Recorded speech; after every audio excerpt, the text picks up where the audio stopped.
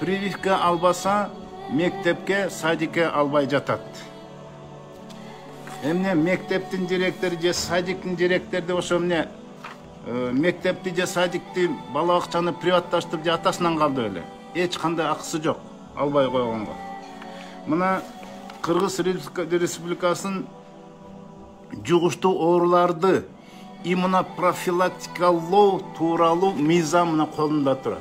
Мына ушул мыйзамдын 5 статьясы 2 главанын 5 статьясында биздин кандай укугубуз бар жана милдеттер кандай. Саламаттык сактоо министрлиги жана ошол прививка кылып аткан медициналык кызматкерлер ошол прививка тууралуу бардык маалыматтарды толук айтууга милдеттүү деп турат. Бизге айтып береби? Анын зыяндыгы кандай жагы, эмне болуп кетет? Териси шишип кетеби, ириңдеп кетеби? Же анафилактический шок болуп кетеби? Же температурасы көтөрүлүп кетеби? Эчтекени айтпайт да. Эскертпей туруп уруп атат. А милдеттүү экен эскерткенге. Андан тышкары акысыз медициналык байкоодон өтүүгө. Мындайча айтканда мекемелердин медициналык текшерүүсүнөн акысыз өтүүгө биз укугубуз бар экен. Прививка берерде ошону текшериш керек. Мен айтат элем, бүгүнкү күнү прививкаларда жанагы антителага текшерсин биринчи бизди. Балким менде ал бардыр. Жанагы иммуноглобулин G деген антителанын көрсөткүчү бар болсо, мага аны салып деле кереги жок. Андан тышкары вакциналоодон кийин ырбап кеткен учурда социалдык жактан корголууга тийиш экенбиз. Биз ким коргоп, ким карап, ким бекер дарылап атат. Эми мынакей бир пунктусунда мынакей эгерде башка ченемдик актылар президент указын президенттер ушуга сыяктуу жок болсо, ошондой көрсөтүлбөсө профилактикалык эмдөөдөн баш тартууга биздин акыбыз бар экен. Мына акыбыз бул закондо турат. Кандайдыр бир уставын, анан кандайдыр бир нерсесин, анан министрдин приказын анан чыгарганга акысы жок, аны көргүзгөнгө акысы да жок. Биз бүгүн ушундай мыйзам ченемдүү албай койгонго акыбыз бар.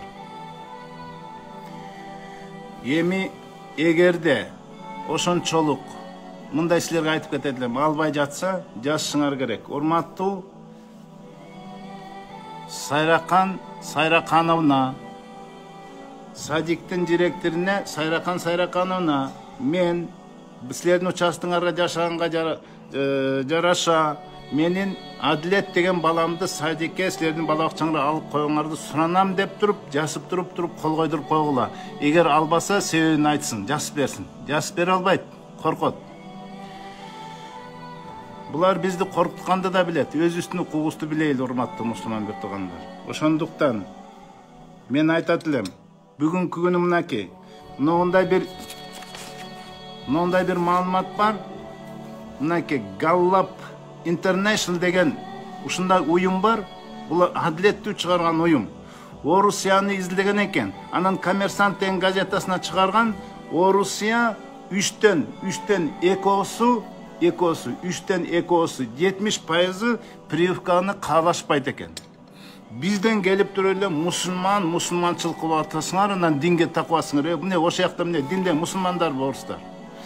Бизде кирип көрсөңөр, Дизель Элкат Кейджи дегенге кирип көрсөңөр, ошол жерден орустар бири-бири менен эң далил негизинде бири-бири менен сонун бул баарынын курамына чейин сонун бири-бирине түшүндүрүшүп, эч бир болот болбойт деп айтпай эле жакшынакай отказ кылып эле бизде жашаган орустар деле албай жатат. Эмне алар мусулманбы? Мына ошон үчүн динге такабай эле мен жаран катары, мусулман эмес, Кыргызстандын жараны катары дагы бул прививкадан отказ кылганга акым бар. И отказ кылам.